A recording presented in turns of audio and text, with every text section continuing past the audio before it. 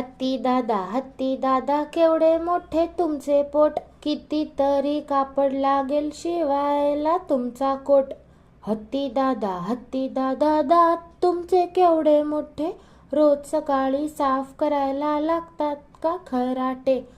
हत्ती दादा केवढे मोठे तुमचे कान, आईने का ओढून ओढून केले आहेत लांब.